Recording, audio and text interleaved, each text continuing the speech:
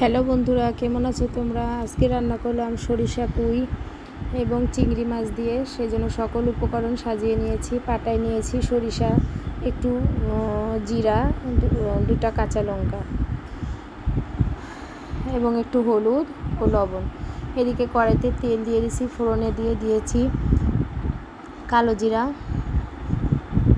দিয়ে দিলাম কেটে রাখা আলু ও বিটটা আমাদের শরীরের জন্য অনেক উপকার। এটা আমাদের শরীরে রক্ত বৃদ্ধি করে, হাড়ের জন্য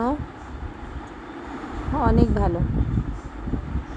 এটা তোমরা সবজি হিসেবে খেতে পারো, ছালাদ হিসেবে খেতে পারো। ছালাদ হিসেবে খেলে শশার মতো লাগে খেতে। এরপরে দিয়ে দিলাম পুঁই শাক। পুঁই ডগাগুলো আগে দিয়ে দিলাম, দিয়ে এটা 2 মিনিট ভেজে নেব। এটা ভাজতে ভাজতে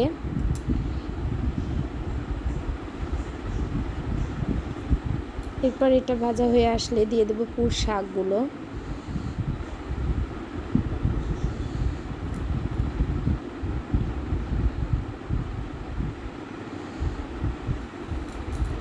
এরপর এটা একটু নাড়াচাড়া করে একটু লবণ হলুদ দিয়ে ঢেকে দেব।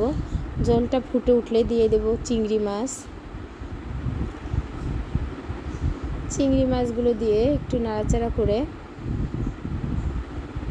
আবার ঝোলটা ফুটে উঠলে এরপর দিয়ে দেব সরিষা বাটা, জিরা বাটা এবং কাঁচা লঙ্কা।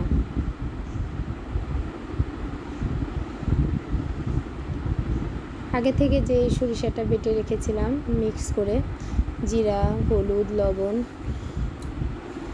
ও সরিষা।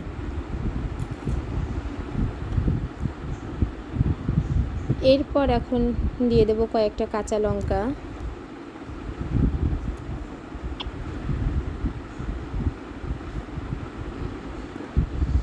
এরপর একটু চিনি দিয়ে দেবো, কারণ সরিষা বাটার তরকারি রান্না করলে একটু চিনি দিতে হয়। চিনি দিলে একটু মিষ্টি মিষ্টি লাগে, না হলে তিতো ভাবটা থেকে যায় সরিষা। এরপর দিয়ে দিলাম একটু জিরা, ভেজে রাখা জিরা। এরপর দিয়ে দিলাম একটু সরিষার তেল। সরিষার তেলটা দিলে লুকটা ভালো আসবে।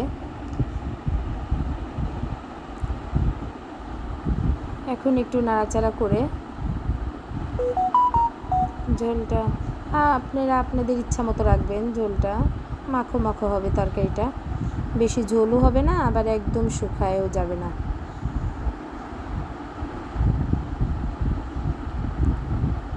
এখন এটা আমার রেডি, এটা আমি ঢেলে নেব।